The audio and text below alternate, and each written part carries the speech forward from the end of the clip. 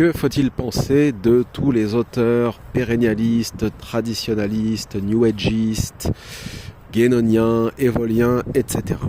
Alors, je sais que ce sont des auteurs et des pensées qui plaisent à beaucoup de personnes dans le monde, des musulmans, des chrétiens, bon de moins en moins quand même, parmi les monothéistes je veux dire, les croyants, mais très souvent à l'extrême droite, plutôt païenne, plutôt identitaire, type Grèce, Alain de Benoît et ainsi de suite. Bon.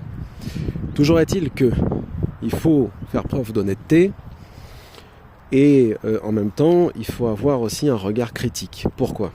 Ces auteurs ne suivent absolument aucune religion. Bien qu'ils s'en défendent, ils sont quand même relativement dans une forme de syncrétisme. C'est-à-dire qu'ils considèrent que dans toutes les religions, il y a une prime nature en quelque sorte, un fond commun qui relève de la dimension ésotérique et occultiste de ces religions, mais que tout l'aspect juridique, dogmatique, etc. est corrompu et qu'il faut s'en débarrasser. Donc eux, ce qui les intéresse en tant que ésotéristes ou théosophes, ça dépend de qui on parle, c'est toute la dimension spirituelle dans les religions, dans les spiritualités, que ce soit dans l'islam avec le soufisme, dans le christianisme avec la mystique chrétienne, que ce soit dans le chamanisme des Indiens d'Amérique ou des Amérindiens, peu importe, que ce soit dans le bouddhisme avec telle pratique, que ce soit dans les Védas, dans l'hindouisme, etc. Bon, ils prennent ce qui les intéresse et ne s'en cachent pas, il y a absolument aucune ambiguïté à ce niveau-là, d'un point de vue spirituel, ésotérique, mystique, dans les religions et les spiritualités. Alors je comprends et je respecte la quête de spiritualité de ces gens. Que ce soit Evola, Guénon, Chouon, que ce soit bien d'autres encore, mais Martin Lings, etc. Bon, tous, vous les connaissez tous, certains étaient soi-disant musulmans, Titus Burkhardt, etc.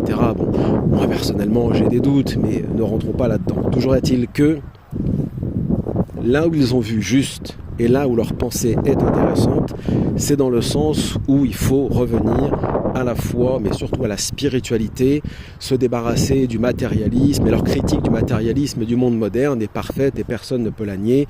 Elle est excellente, que ce soit chez Evola, Guénon, etc. Il y a de très bons livres à ce niveau-là, notamment chez Evola avec sa critique du monde moderne. Il y a un ouvrage, il y en a plein là-dessus. Titus Burkhardt a aussi écrit. Je pense notamment à Charles, le nom m'échappe, c'est Uphold ou quelque chose comme ça, qui a écrit sur la fin des temps ou ce qui relève de l'antéchrist dans toutes les religions.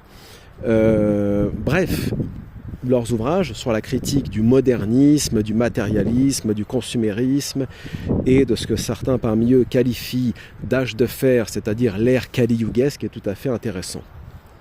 Là où par contre ça ne va pas, c'est que si vous êtes musulman sérieusement, au-delà du fait que c'est pas l'islam, c'est pas le haqq, c'est pas notre dogme, c'est pas notre aqida, ils rejettent les dogmes, les religions, etc. Ok, là où ça va pas, c'est surtout par rapport à, je dirais, la crédibilité des mythes et des délires occultistes dans lesquels ils s'empêtrent. Pour eux, toutes ces questions, magie, invisible, l'occulte, ce qu'on appelle chez nous l'ghaib, est fondamental et très important. Le monde est régi par des forces invisibles, les anges, les djinns, des êtres maléfiques, des démons, des anges déchus, beaucoup d'entre eux valident la magie. On pourrait citer aussi Eliphas Lévi, Crowley, qui sont, qu'on le veuille ou pas, des pérennialistes, avec un goût plus prononcé pour l'occulte, avec Crowley ou Eliphas Lévi. On pourrait aussi citer un célèbre magicien californien dont j'ai oublié le nom dans les années 70, et toute leur théorie autour des adeptes de la main droite et ceux de la main gauche, les adeptes noirs, etc. Comme disait Crowley, bon, j'ai beaucoup lu sur le sujet à une époque. Oui, c'est intéressant, mais ce ne sont que des délires, ce sont des mythes. Or, nous, en tant que musulmans, et musulmans intelligents d'un islam bien compris, sans pour autant dire rationaliste, même s'il faut être un peu rationaliste quand même, il ne faut pas jeter les mu'tazilites avec l'eau du bain, parce que ce serait une erreur, c'est que nous devons considérer qu'en termes de i'tiqad, en termes de croyance, en termes de foi, par rapport à l'invisible et l'occulte, on ne doit valider que ce qui apparaît dans le Coran. on a fait la critique ici, on va continuer des ahadiths de façon générale, mais surtout les ahad qui ne sont pas des preuves, ni en termes de aqida, ni en termes de fiqh, et ainsi de suite. Mais alors en termes de croyance, justement, tous ces gens valident très souvent ou tout le temps quand même des délires qui relèvent de la mythologie, tantôt païenne, tantôt prendre dans l'islam des hadiths même pas authentiques pour valider leur soufisme ou leur croyance en des saints qui ont des pouvoirs, ou les djinns qui auraient tel ou tel pouvoir, ou carrément vis-à-vis des ovnis aussi, puisqu'un certain nombre d'entre eux croient que les ovnis sont pilotés par des êtres maléfiques, des djinns et toutes ces âneries. Bon, enfin bref, moi je ne crois absolument pas à cela, et nous en tant que musulmans, je pense que c'est important de dire que tout ce qui relève du ghaib, de l'invisible, de l'occulte en islam, c'est le Coran qui précise tout cela et pas autre chose. Eux ne se fixent pas ces règles et peuvent prendre dans la Bible, dans le Nouveau Testament, dans les Védas, soi-disant dans le Coran, dans les hadiths même pas authentiques, carrément même apocryphes parfois, et ainsi de suite pour se fabriquer une croyance de l'occulte. Crowley était à fond dedans. Crowley a aussi eu sa phase musulman soufi quand il est parti, je crois que c'était au Maghreb, peut-être même en Algérie d'ailleurs, Allahu a'lam, vous me corrigerez, où il avait ses habitudes, réciter tant de fois Surat al-Ikhlas pour, même pas pour voir Dieu, hein, soit dit, mais juste pour voir des diables ou des anges. Bon, puisqu'il y a toute une logique aussi chez les pérennialistes autour de la démonologie, de tout ce qui relève de la démiurgie, etc. Bon, donc ce n'est pas sérieux. Ce sont quand même des délires qui flirtent beaucoup avec le New Ageisme, c'est-à-dire cette pensée où on est obnubilé par des pseudo-forces cosmiques, des forces invisibles qui nous entourent, etc. Pour le coup, l'une des croyances païennes, puisque le New Ageisme, enfin le pérennialisme, l'esprit traditionnaliste, enfin tous les penseurs qu'on a cités sont des païens en fin de compte, ce ne sont pas des monothéistes. Hein. Bon, après on va me dire Guénon s'est converti à l'islam, bon, bref, moi je rentre pas dans ce sujet, moi je crois pas trop, mais admettons.